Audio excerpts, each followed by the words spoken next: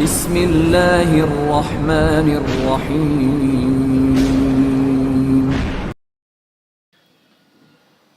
بھید، اسرار سے بھرا ایک حیرت انگیز ناول۔ یہ بات تو طے ہو ہی چکی تھی کہ اب کامران وغیرہ کو صدگاتا تک پہنچنا ہی ہے۔ رانا چندر سنگھ اور کرنل گل نواز نے آپس میں یہ بات طے کی تھی کہ اب اس مہم کو اس وقت تک جاری رکھیں گے جب تک صدگاتا کی وادیاں ان کے سامنے نہ آ جائیں۔ پھر یہ وادی چھوڑ دی گئی اور تقریباً آدھے دن کا سفر طے کرنے کے بعد گرشک نے آگے کا سفر ترک کر دیا اور بائیں سمت کو ہو لیا۔ اس بارے میں اس سے سوال کیا گیا تو اس نے کہا، اگر ہم سیدھے راستے سے جائیں گے تو ہو سکتا ہے کہ دشمنوں کے ہتھے چڑھ جائیں، کیونکہ ان لوگوں نے اس راستے پر نگاہ رکھی ہوگی، اور پھر بائیں سمت کا راستہ ہمیں بدھ آبادیوں کے قریب لے جائے گا اور ہم زیادہ آسانی کے ساتھ اپنا سفر جاری رکھ سکیں گے۔ بس یہ سفر تھوڑا سا لمبا ہو جائے گا۔ ایک بات بتاؤ گرشک، تمہارا کردار ہمیشہ ہمارے لیے پراسرار رہا ہے۔ اس کے علاوہ تم نے جس طرح کبھی کبھی اپنی جسمانی قوتوں کا مظاہرہ کیا ہے وہ بھی ہمیں کچھ غیر انسانی سا لگتا ہے، لیکن تم ہر بار ایک نیا انکشاف کرتے ہو۔ تم نے اس سیدھے راستے پر دشمنوں کے بارے میں کہا ہے، یہ دشمن کون ہیں؟ گرشک نے بے بسی کی نگاہوں سے ان میں سے ایک ایک کو دیکھا، پھر بولا، میں آپ کو اس بارے میں سب کچھ بتا دوں گا، مجھے تھوڑی سی مہلت دے دیجیے۔ میں اس لیے آپ سے علیحدہ ہو کر چلتا ہوں کہ اگر میرے دشمن مجھے اور سبیتا کو تلاش کرنے میں کامیاب ہو بھی جائیں تو فوری طور پر آپ پر حملہ آور نہ ہوں۔ اس لیے میں آپ سے دور کے راستے اختیار کرتا ہوں، ورنہ میں بھی آپ کے ساتھ ہی چلوں۔ گرشک اور سبیتا سے تعاون بہرحال ان لوگوں نے اپنا مقصد بنا لیا تھا، اور پھر گرشک کا کہنا بالکل درست ہی نکلا۔ تقریباً 2.5 دن کا سفر طے کیا گیا تھا، اور اس کے بعد انسانی قدموں کے نشانات ملنے لگے تھے۔ یوں لگا جیسے وہ مہذب آبادیوں کے قریب پہنچ گئے ہوں۔ ایک چھوٹی سی بستی میں باقاعدہ انہیں بازار تک ملے، اور اس بازار سے گرشک کی خواہش کے مطابق انہوں نے بدھ راہبوں کے لبادے حاصل کیے اور مزدور بھی ساتھ لے لیے جنہیں آگے کا سفر طے کرنا تھا۔ یہ تبدیلی کافی خوشگوار محسوس ہوئی تھی۔ کچھ نئے لوگوں کی شمولیت نے ماحول کو ایک خوشگوار تاثر دے دیا تھا، لیکن یہاں بھی انہیں زیادہ قیام کرنے کا موقع نہیں مل سکا۔ سب کی متفقہ رائے تھی کہ سفر کو جاری رکھنا چاہیے۔ گرشک اس بار کافی وقت تک ان کا ساتھ دیتا رہا تھا۔ بدھ راہبوں کی شکل میں ان لوگوں کو اپنے آپ پر ہنسی بھی آتی تھی، لیکن بہرحال یہ گرشک کی خواہش کے مطابق تھا۔ گرشک نے بڑی ذہانت کا مظاہرہ کیا تھا۔ اس نے کہا تھا کہ راستے میں اگر کوئی حادثہ پیش آ جائے یا کوئی صورتحال پیش آ جائے جس کی بنا پر سب لوگ ایک دوسرے سے بچھڑ جائیں تو انہیں کس مقام پر ملنا ہے۔ ایسے 8 مقام تجویز کر دیے گئے تھے اور ان کے بارے میں سب کو تفصیلات بتا دی گئی تھی۔ بہرحال راہبوں کے حلیے میں یہ سفر بڑا دلچسپ لگ رہا تھا، اور وہ لوگ بڑے پرسکون طریقے سے سفر کر رہے تھے۔ ان کے دائیں سمت کے پہاڑوں سے منگول خچروں کے قافلے گھنٹیاں بجاتے نیچے اتر رہے تھے، اور پہاڑیوں کے دامن میں بہتے ہوئے دریاؤں کے پایاب پانیوں سے گزر کر آگے بڑھ جاتے تھے۔ ایسے کئی قافلے ان کی نگاہوں کے سامنے سے گزرے تھے۔ شام کو ایک پہاڑی گاؤں میں قیام کیا گیا جہاں بیرونی علاقے میں خانقاہیں موجود تھیں۔ خالی اور خاموش اطراف میں بکھرے ہوئے سناٹے ہولناک مناظر پیش کر رہے تھے۔ رات ایک پراسرار خانقاہ میں گزارنے کے بعد صبح کو پھر سفر کا آغاز کر دیا گیا۔ ایک چھوٹی سی ندی کے کنارے سے گزر کر یہ لوگ ایک گہری وادی میں داخل ہوئے جہاں سے ندی گرتے ہوئے خاصی تیز رفتار ہو جاتی تھی۔ گرشک نے اس ندی کے بارے میں تفصیلات بتائیں اور کہا کہ دائیں سمت کے پہاڑی سلسلے ناقابل تسخیر ہیں۔ ایک بدھ قبیلہ گورون ان پہاڑوں کی پوجا کرتا ہے، اور اس کے نزدیک ان پر پاؤں رکھنا بھی گناہ ہے۔ قبیلے کے افراد کے کہنے کے مطابق بہت عرصے پہلے کچھ مہم جو اس پہاڑی سلسلے کو سر کرنے کے لیے چلے گئے تھے، لیکن اپنے سفر کے 8ویں دن وہ سب کے سب اپنا ذہنی توازن کھو بیٹھے۔ کچھ نے خودکشی کر لی اور کچھ واپس آ گئے، جنہیں ہسپتال کے علاج کے لیے داخل کروا دیا گیا، لیکن واپس آنے والوں کا کبھی ذہنی توازن صحیح نہیں ہو سکا۔ واقعی یہ ایک پراسرار علاقہ ہے۔ دوپہر کے وقت یہ لوگ ایک گاؤں کے قریب پہنچے۔ یہ جگہ سطح سمندر سے 3000 فٹ بلند تھی، جبکہ یہ ان کے سفر کا سب سے نشیبی مقام تھا۔ بستی کے افراد نے تازہ پھلوں اور امرودوں کے تحفے پیش کیے۔ دلچسپ بات یہ تھی کہ یہاں کی زیادہ تر آبادی ہندوؤں کی تھی، لیکن ہندو ہونے کے باوجود وہ بدھ راہبوں کی عزت کرتے تھے۔ جگہ جگہ دریاؤں کے جال پھیلے ہوئے تھے۔ تبت کے علاقوں میں ان لوگوں نے اب تک جتنا سفر کیا تھا اس سے ایک اندازہ ضرور ہو جاتا تھا، اور وہ یہ کہ یہاں بے شمار دریا موجود ہیں۔ بستی سے کچھ فاصلے پر لکڑی کے ایک مندر میں پتھر کی 2 گائیں پھولوں سے ڈھکی کھڑی تھی۔ اس سے کچھ فاصلے پر گرم پانی کی ایک آبشار تھی۔ در حقیقت گرشک نے انہیں بتا دیا تھا کہ یہ ایک بالکل اجنبی راستہ ہے اور راستے پر سفر کرنا ایک محقق کے لیے بڑی دلکشی اور دلچسپی کا باعث ہو سکتا ہے۔ رانا چندر سنگھ، علی سفیان وغیرہ نے یہ اعتراف کیا تھا کہ واقعی اس علاقے میں کئی بار مہم جوئی کی گئی ہے، لیکن یہ جگہ بالکل ہی اجنبی ہے۔ جب یہ لوگ کھلے علاقے میں چھولداریاں لگاتے تو وہاں ایک عجیب ہی منظر پیدا ہو جاتا۔ ہاں، اگر غاروں یا قدیم خانقاہوں کا وجود مل جاتا تو بہتر طریقہ یہی ہوتا کہ وہ لوگ ان میں پناہ لیتے۔ اس وقت بھی تاحد نگاہ رات کی تاریکیاں پھیلی ہوئی تھیں اور چھوٹی چھوٹی چٹانیں دور دور تک پھیلی ہوئی تھیں۔ یوں لگتا تھا جیسے لاتعداد انسان تاریکی میں سر جھکائے گھٹنوں کے بل بیٹھے ہوئے کسی دشمن کی طاق میں ہوں۔ چٹانوں کے اطراف میں جھاڑیاں بھی نظر آتی تھیں جن میں کبھی کبھی سرسراہٹیں بھی پیدا ہو جاتی تھیں۔ چھولداریوں کے اطراف میں مزدوروں نے سوکھی لکڑیوں کے دائرے بنا کر ان میں آگ سلگا دی تھی تاکہ حشرات الارض یا درندے ادھر کا رخ نہ کریں۔ اس وقت گرشک اور سبیتا آگ کے الاؤ کے پاس بیٹھے ہوئے تھے۔ آگ کی تپش موسم کی سردی سے ہم آہنگ ہو کر جسم کو بھینی بھینی خوشگوار آنچ فراہم کر رہی تھی۔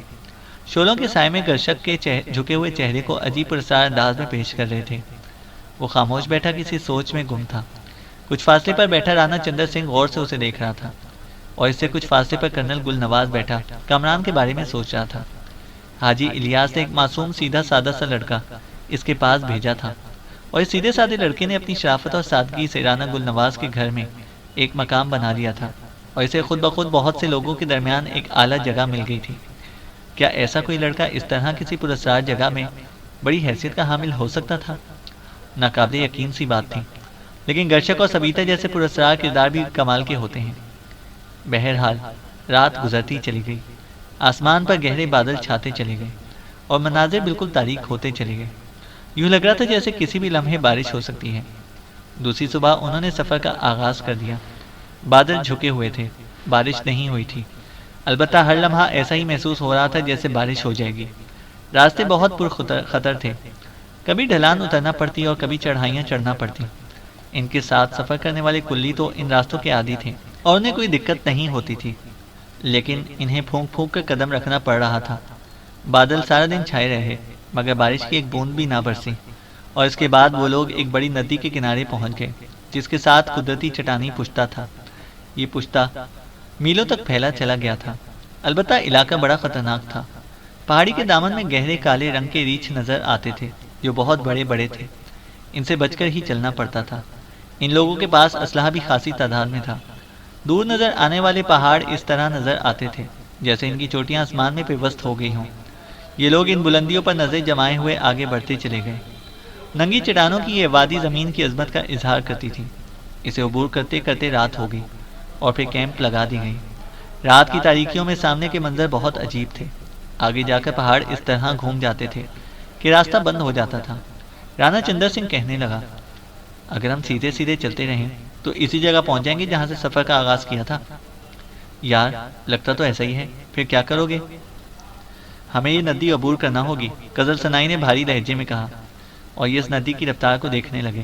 رانا چندر سنگھ نے کہا، مگر اس کی رفتار تو خاصی تیز ہے، دیکھتے ہیں کہ گرشک اس سلسلے میں کیا کہتا ہے۔ رات کے آخری حصے میں بارش نے آ لیا اور انہیں بھاگ کر چٹانوں کی اوٹ میں پناہ لینا پڑی۔ موسم میں بڑی تبدیلی پیدا ہو گئی تھی۔ ندی کا طوفانی شور کان پھاڑے دے رہا تھا اور ایک عجیب وحشت ناک صورتحال تھی۔ بہرحال جس طرح بھی بند پڑا، رات گزاری۔ صبح سورج نکلنے سے پہلے سبھی جاگ گئے تھے۔ بارش اب بھی ہو رہی تھی اور سب لوگ خوفزدہ نگاہوں سے ماحول کا جائزہ لے رہے تھے۔ علی سفیان نے گرشک سے کہا، ہاں اب تم بتاؤ ہمیں آگے کیا کرنا ہے؟ سفر، گرشک نے ٹھہرے ہوئے لہجے میں جواب دیا۔ میرے بھائی، سفر کے لیے تو ہم یہاں تک آئے ہی ہیں اور سفر کرتے ہوئے ہی آئے ہیں، لیکن جہاں ہمیں جانا ہے کیا وہاں زندہ پہنچ سکیں گے؟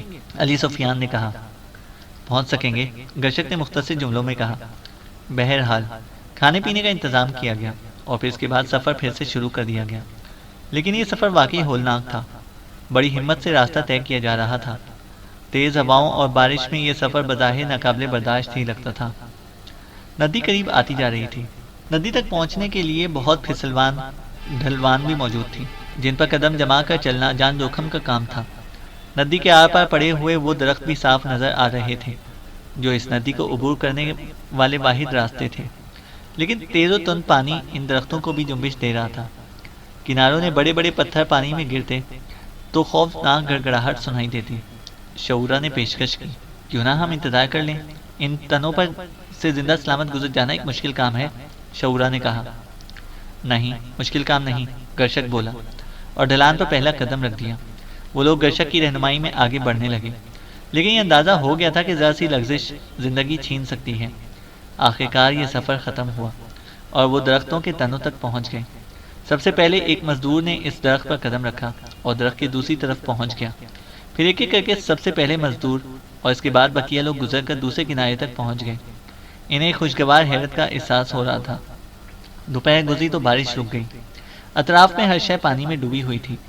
غروب آفتاب کے وقت یہ لوگ بانسوں کے ایک جنگل کے قریب پہنچ گئے، اور جب شام نے اپنی گھنیری زلفیں پھیلائیں تو ہمالیہ کی بلند چوٹیاں نظر آنے لگیں، جو جنگل میں سفر کرنے کی وجہ سے چھپ گئی تھیں۔ چاند ان چوٹیوں کے پیچھے پوشیدہ تھا، مگر اس کی مدھم سی روشنی وادیوں میں پہنچ رہی تھی، اور ان کے سامنے سیاہ پہاڑ کی دیوار پھیلتی چلی جا رہی تھی۔ بڑا جان لیوا سفر طے کیا گیا تھا، اس لیے کیمپ فوراً لگا دیا گیا اور مزدور اپنے کاموں میں مصروف ہو گئے۔ ایک دور دراز گوشے میں گرشک اور سبیتا بیٹھے ہوئے باتیں کر رہے تھے۔ وہ پتہ نہیں کیا باتیں کر رہے تھے۔ رانا گل نواز ان کے نزدیک پہنچا تو دونوں خاموش ہو گئے۔ اسی وقت گرشک نے کہا، ادھر دیکھو، اس سیاہ پہاڑ میں روشنی کی طرف۔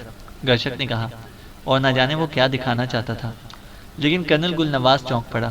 اس نے آہستہ سے کہا، شاید کسی چراغ کی روشنی ہے، مگر خوفناک علاقے میں چراغ؟ ہاں، تم لوگ جانتے ہو کہ بدھ مت میں ترک دنیا کا فلسفہ سب سے زیادہ ہے۔ ممکن ہے وہ کوئی راہب ہو جو ان ویرانوں میں کٹیا بنا کر عبادت کر رہا ہو۔ کیا تمہیں اس بارے میں کوئی معلومات ہیں؟ کرنل نے پوچھا۔ پتہ نہیں، گرشک نے کہا۔ آؤ دیکھیں۔ آؤ، گرشک اور سبیتا اٹھ کھڑے ہوئے۔ گرشک نے رانا چندر سنگھ کو بھی آواز دی۔ شعورا غزل سنائی۔ علی سفیان اور امینہ سلفا اپنے اپنے خیموں میں تھکن دور کر رہے تھے۔ ان لوگوں نے انہیں آواز دینے کا ارادہ ترک کر دیا۔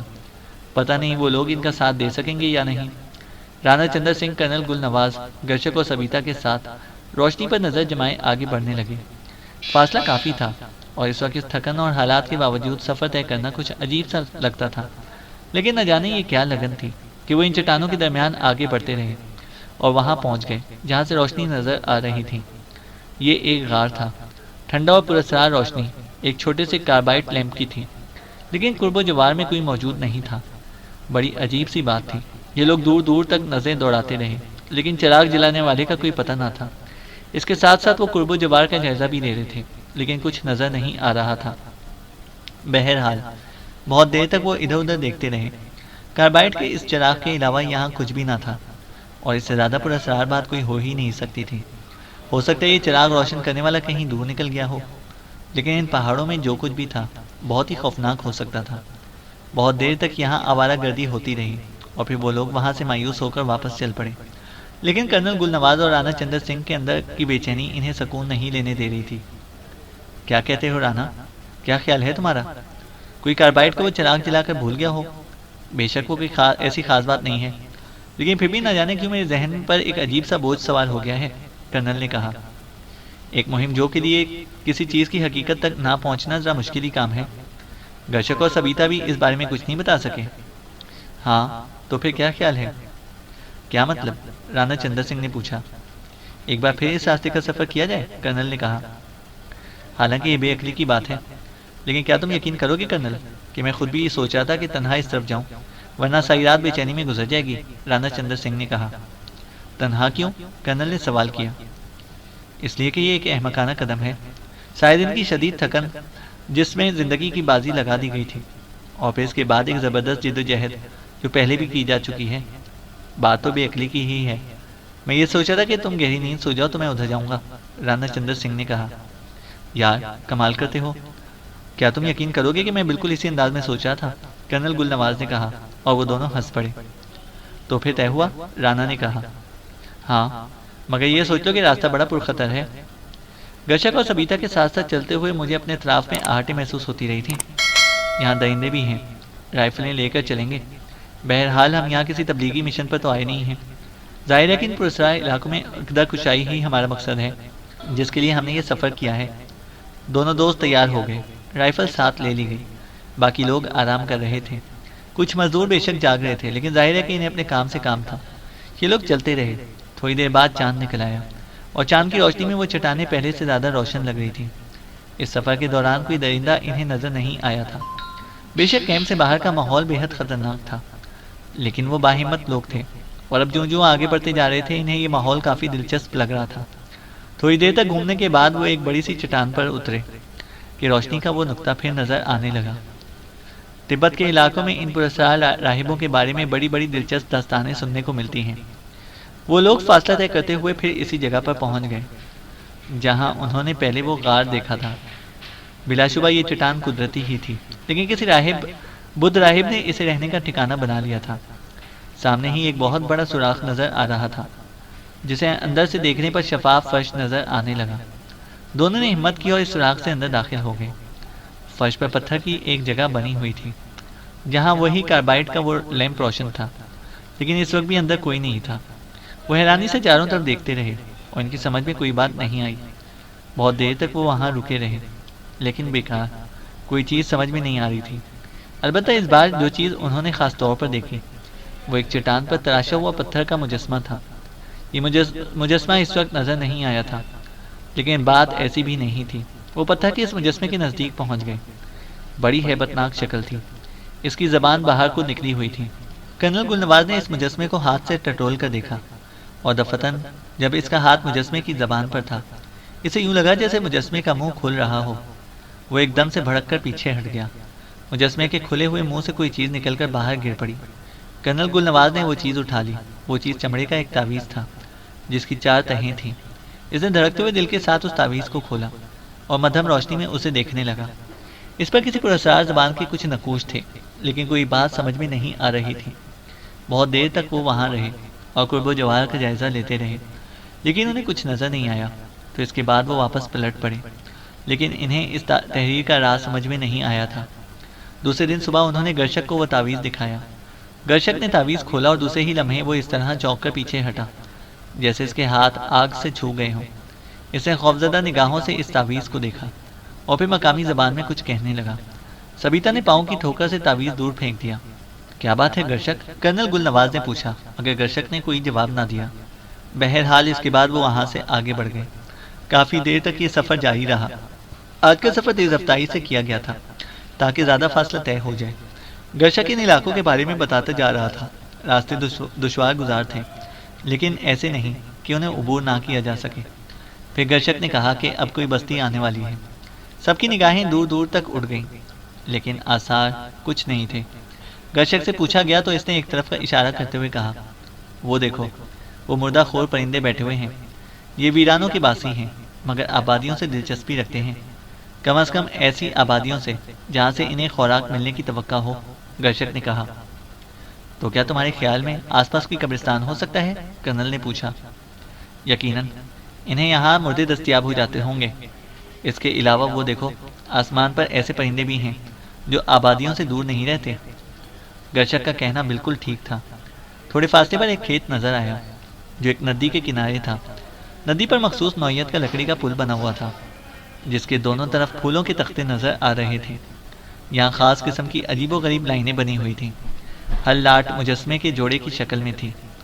گرشک نے بتایا کہ یہ دھولیا ہے، یعنی پرانی آبادیوں کے محافظ جو ان کی پوجا کرتے تھے۔ ان میں سے ہر جوڑا ایک دیوی ہے اور ایک دیوتا۔ سامنے ڈھلوان پر نظر پڑی تو چھوٹے چھوٹے مخصوص ساخت کے جھونپڑے نظر آنے لگے جن کی دیواریں کچی تھیں اور چھتوں پر مخصوص قسم کی چھتری نما چھپر بنائے گئے تھے۔ بہرحال یہ بڑی انوکھی جگہ تھی۔ بستی کی طرف بڑھتے ہوئے انہوں نے ایک ایسی جگہ دیکھی جہاں ٹھنڈے اور میٹھے پانی کا ایک چشمہ پھوٹ رہا تھا۔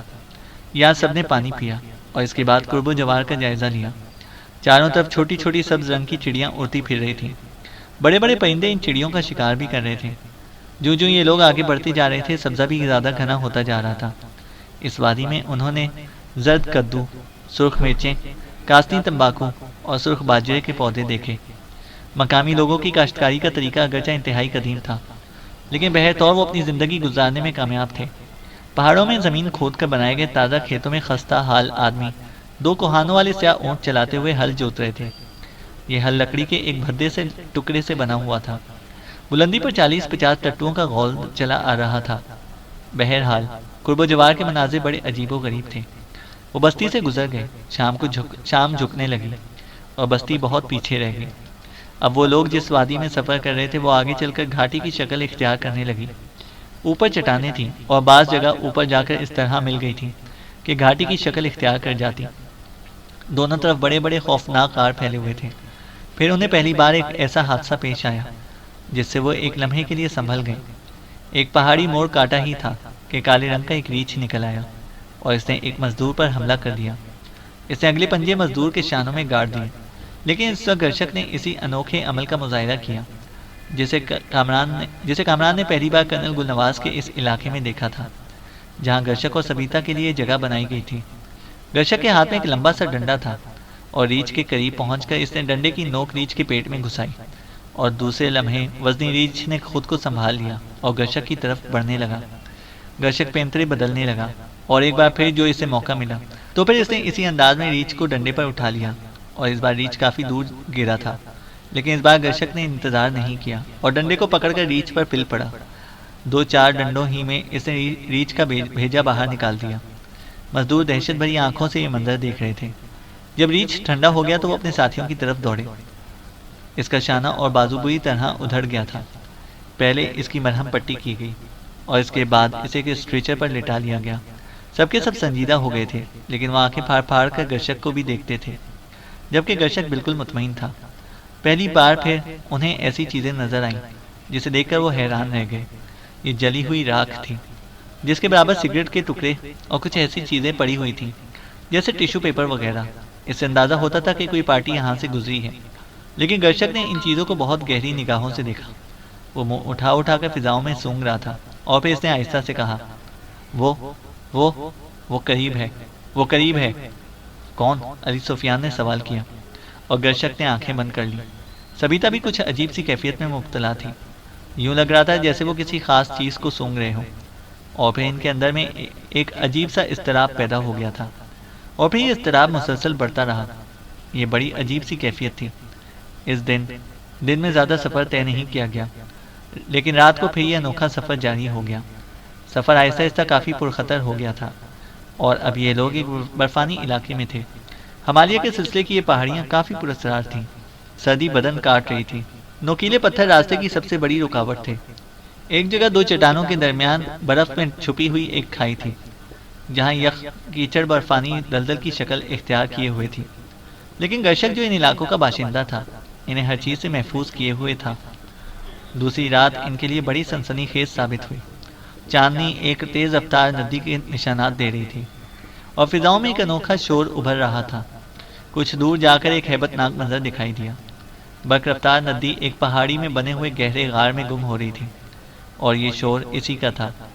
پہاڑ لرز رہے تھے جس غار میں یہ ندی داخل ہوئی تھی۔ اس کی کیفیت کیا ہوگی؟ وہ انتہائی خوفزدہ تھے، اور پھر انہوں نے بے شمار چٹانوں کے درمیان سے گزرنے کے بعد ایک مستح جگہ پر قیام کیا۔ یہاں کی جو صورتحال تھی وہ اپنی مثال آپ تھی، اور در حقیقت یہاں آس پاس کی زمین مسلسل زلزلے جیسی کیفیت رکھتی تھی۔ جگہ بھی بڑی وحشت ناک تھی اور دلوں پر خود بخود خوف طاری ہو جاتا تھا۔ کرنل گلنواز نے رانا چندر سنگھ سے کہا، علی سفیان تو خیر بذات خود ایک پراسرار کردار بن چکا ہے، چونکہ امینہ سلفہ جیسی عورت کے ساتھ زندگی بسر کر رہا ہے۔ باقی رہا غزل سنائی تو اپنی تحقیق میں عمر صرف کر چکا ہے۔ پراسرار حالات اور واقعات سے نمٹنا اس کا محبوب مشغلہ ہے۔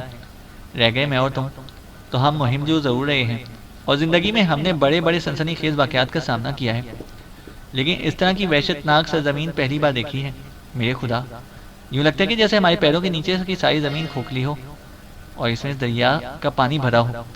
ہر جگہ سے خوفناک آوازیں ابھر رہی ہیں۔ کرنل گلنواز نے کہا، یہ شکر ہے کہ ہمارے ساتھ کوئی ایسا کردار نہیں ہے جو خوف کی وجہ سے آگے کا سفر طے نہ کر سکے۔ بہرحال ہمیں اپنی منزل تک چلنا ہے۔ میں یہ علاقہ جلد سے جلد چھوڑ دینا چاہتا ہوں، رانا چندر سنگھ نے کہا۔ میں تم سے اتفاق کرتا ہوں، کرنل نے کہا۔ کسی نے ان سے اختلاف نہیں کیا تھا، کیونکہ اس کی ضرورت ہی نہ تھی، کیونکہ وہ سب خود بھی یہاں سے آگے نکل جانا چاہتے تھے۔ اس خوفناک سرزمین کے ہر طرف کے مناظر اپنی نوعیت کے انتہائی خوفناک تھے۔ کہیں عجیب و غریب واقعات پیش آ جاتے تھے اور کہیں سفر بالکل نارمل ہوتا تھا، لیکن انہوں نے دریا کے آس پاس کا علاقہ بڑی برق رفتاری سے طے کیا۔ آگے بڑھنے والا ہر قدم یہ احساس دلاتا تھا کہ ابھی تھوڑی دیر کے بعد زمین کی موٹی سطح اپنے نیچے موجیں مارنے والے پانی میں جا گرے گی اور چٹانیں لڑکتی ہوئی کہیں دور چلی جائیں گے جن کے درمیان یہ لوگ ہوں گے۔ گرشک سے اس بارے میں خصوصی طور پر سوال کیا گیا تو اس نے کہا، آپ کو اس بات پر ضرور حیرت ہوگی کہ یہ دریا زمین کے نیچے نیچے نہ جانے کہاں تک چلا جاتا ہے۔ کبھی اس کی شناخت نہیں ہو سکی اور ہزاروں میل تک یہ پتہ نہیں چل سکا کہ یہ کہاں تک جا کر زمین کے اوپر آتا ہے۔ یہاں کے رہنے والوں کا خیال ہے کہ یہ دریا زمین کے دوسرے طبق میں چلا جاتا ہے اور وہاں اپنا کام دکھاتا ہے۔ گرشک نے کہا، زمین کا دوسرا طبق؟ کرنل گل نواز نے سحر زدہ لہجے میں کہا۔ یہ تصور ہی بڑا عجیب سا تھا۔ اپنی تمام تر مہماتی زندگی کے باوجود کبھی ایسی دنیا تک نہیں پہنچے تھے جسے زمین کا دوسرا طبق کہا جاتا۔ گرشک پر اسرار انداز میں مسکرا کر خاموش ہو گیا اور یوں لگا کہ جیسے اس نے اس موضوع کو خصوصی طور پر ٹالنے کی کوشش کی ہو۔ بہرحال آہستہ آہستہ زمین کی لرزشیں تھم گئیں اور اب جو منظر نگاہوں کے سامنے آیا وہ کچھ یوں تھا کہ تاحد نگاہ اونچی نیچی چٹانیں بکھری ہوئی تھیں۔ ان کے درمیان راستے تھے لیکن بڑے ہی ناہموار نوکیلے پتھروں کا یہ علاقہ کافی طویل تھا اور یہاں سفر کرنا آسان کام نہیں تھا۔ ان کے ساتھ آنے والے مزدور بھی بے چین نظر آنے لگے تھے۔ بہرحال یہ اندازہ ہو گیا تھا کہ چٹانوں کے درمیان سفر کرنے کے علاوہ کوئی اور چارہ کار نہیں ہے۔ یہ سفر بہت ہی سست روی سے طے ہوا۔ رانا چندر سنگھ نے گرشک سے پوچھا، تم نے کچھ وقت پہلے کچھ الفاظ کہے تھے، تمہیں یاد ہیں؟ گرشک نے سرد نگاہوں سے رانا چندر سنگھ کو دیکھا اور بولا، ہاں میں جانتا ہوں کہ تم کن الفاظ کی طرف اشارہ کر رہے ہو۔ میں نے تم سے کہا تھا کہ وہ قریب آ گیا ہے۔ یہ اس علاقے کی بات ہے جسے ہم سدگاتا کی سرحد کہتے ہیں، لیکن ہم یہ نہیں کہہ سکتے کہ ان چٹانوں کو عبور کرنے کے بعد ہمارے ساتھ کیا سلوک ہوگا۔ گرشک نے کہا، مطلب؟ گرشک پہ پراسرار انداز میں خاموش ہو گیا۔ رانا چندر سنگھ نے پھر بے چین سے لہجے میں کرنل گل نواز سے کہا، میں سمجھتا ہوں کہ یہ غلط بات ہے۔ ہم صرف اس شخص کے لیے سفر کر رہے ہیں اور یہ الفاظ اس طرح قابو میں رکھتا ہے جیسے ہم صرف اس کے نزدیک محض مہرے ہوں اور اس سے زیادہ ہماری کوئی حیثیت ہی نہ ہو۔ گرشک نے یہ الفاظ سن لیے اور اپنی جگہ سے اٹھا اور رانا چندر سنگھ کے قدموں میں گھٹنوں کے بل بیٹھ کر اس نے اس کے پیر چھو لیے۔ یہ بات نہیں ہے میرے محسنوں، ایسا بالکل نہیں ہے۔ بات صرف اتنی سی ہے کہ کچھ پابندیاں ہیں۔ اگر میں ان سرحدوں میں داخل ہوئے بغیر ان پابندیوں کو توڑ دوں تو ہم اپنے مشن میں کبھی کامیاب نہیں ہو سکیں گے۔ حالانکہ تمہاری بات ابھی میری سمجھ میں نہیں آئی، رانا چندر سنگھ نے کہا۔ تھوڑا وقت، جس طرح آگے چلتے ہوئے آپ پر ہر چیز کا انکشاف ہوتا جا رہا ہے اسی طرح ہونے دیجیے۔ کوئی بھی بات آپ کی نگاہوں سے پوشیدہ نہیں رہے گی، کوئی بھی بات آپ کی نظروں سے چھپی نہیں رہ سکے گی۔ گرشک کی عاجزانہ گفتگو پر رانا چندر سنگھ نے خاموشی اختیار کر لی۔ ہر شخص کا اپنا اپنا ایک مرکز تھا۔ امینہ سرفا دنیا جہاں سے بے خبر اپنے کاموں میں مصروف رہتی تھی۔ پتھروں کے ٹکڑوں سے وہ نہ جانے کیا کیا حساب لگاتی رہتی تھی۔ جب بھی کبھی اسے تنہائی میسر ہوتی، یوں لگتا جیسے وہ کبھی کسی عمل میں مصروف ہو۔ اس کے پاس ایسے چراغ موجود تھے جو تیز ہوا سے بھی نہیں بجھتے تھے۔ یہ کسی خاص قسم کی مٹی اور گیس سے بنائے گئے تھے کیونکہ ان سے روشنی ضرور بڑھتی تھی لیکن لو بالکل نہیں ہوتی تھی۔ ان چراغوں سے امینہ سلفا جانے کیا حساب لگاتی رہتی تھی۔ کبھی کبھی تو اس کی شخصیت انتہائی پراسرار ہو جاتی تھی۔ اس وقت بھی رات کا دوسرا پہر تھا۔ نوکیلی چٹانوں کا علاقہ ختم تو نہیں ہوا تھا لیکن یہاں باریک بجری جیسے پتھر تھے جن پر سفر کرنے سے مشکل تو پیش آ رہی تھی لیکن وہ تکلیف دور ہو گئی تھی جو نوکیلے پتھروں کے چبھنے سے ہو جاتی تھی۔ آخری راتوں کا چاند تھا۔ اس وقت تقریباً اندھیرا پھیلا ہوا تھا۔ نوکیلی چٹانوں کے سفر نے ان لوگوں کو بری طرح تھکا دیا تھا اور ہر شخص نڈھال سا تھا۔ چنانچہ ذرا سا بہتر ماحول میسر ہوا تو سب نے ہی لمبی تان لی۔ یہ آج کا تجربہ نہیں تھا۔ بہت سی بار ان تمام مہم جوؤں کو ایسی صورتحال کا سامنا کرنا پڑا تھا جب ان کے جسم کے نیچے پتھریلی زمین ہوا کرتی تھی، کھانے کو بھی کچھ نہ ہوتا اور بعض اوقات تو بڑی سنگین صورتحال پیدا ہو جاتی تھی لیکن شوق کا کوئی مول نہیں ہوتا۔ وہ ہر قسم کے سنگین حالات کا سامنا کرتے اور خوشی خوشی کرتے کیونکہ یہی ان کے شوق کی تکمیل تھی۔ اس وقت بھی تقریباً تمام لوگ یہ گھوڑے بیچ کر سو رہے تھے کہ اس لکودک صحرا میں جس کے بارے میں انہیں کوئی معلومات حاصل نہیں تھی کہ ان کے ساتھ کون سا سنگین واقعہ پیش آ سکتا ہے۔ بہرحال وہ سو رہے تھے لیکن کامران جاگ رہا تھا۔ حسن شاہ اس کے پاس ہی بیٹھا ہوا تھا اور بظاہر اس کے انداز میں کوئی تحریک نہیں تھی جس سے یہ پتہ چلتا کہ وہ گہری نیند سو رہا ہے۔ نہ جانے کیوں کامران کو ایک عجیب سی بے چینی کا احساس ہو رہا تھا اور بے چینی اسی وقت ہوتی ہے جب ذہن کسی قسم کے خیالات کا شکار ہو۔ در حقیقت اس وقت وہ اپنے بارے میں ہی سوچ رہا تھا کہ کیا ہے یہ زندگی، کیا وہ درست راستوں کی جانب سفر کر رہا ہے؟ ہر شخص کی زندگی کا ایک محور ہوتا ہے. اپنے طور پر زندگی گزارنے کا تصور بے شک ایک بنیادی حیثیت رکھتا ہے، لیکن بعض اوقات انسان اس طرح اپنے آپ میں بھٹک جاتا ہے کہ اس کی زندگی اپنی بھی نہیں رہتی، اور اس وقت کی صورتحال ہی اگر لے لی جائے تو بڑی عجیب سی کیفیت نگاہوں کے سامنے آتی تھی. وہ آزاد تھا، اس پر کسی کی طرح کی کوئی پابندی نہیں تھی. یہ ضروری نہیں تھا کہ وہ کرنل گل نواز کی ہر ہدایت کی تکمیل کرے. کرنل اور اس کے درمیان صرف اتنے تعلقات تھے کہ وہ حاجی صاحب کے بھیجنے پر کرنل کے پاس آیا تھا، اور حاجی صاحب نے اس کے ساتھ بہت ہی اچھا سلوک کیا تھا. لیکن پھر یہ مہم جس کام میں مصروف ہو گئے تھے وہ بہت ہی الگ قسم کا کام تھا. خود کامران کی ذات سے نہ جانے کیسی کیسی کہانیاں منسوب ہو گئی تھی. اس میں بھی نہ اس کی پسند کو دخل تھا اور نہ ہی اس کی کوشش کو. بس وہ حالات کے لبادے میں لپٹا چلا گیا تھا. چینل کو سبسکرائب کریں اور بیل آئیکن کو پریس کریں تاکہ ہماری ہر اپڈیٹ آپ کو بر وقت مل سکے.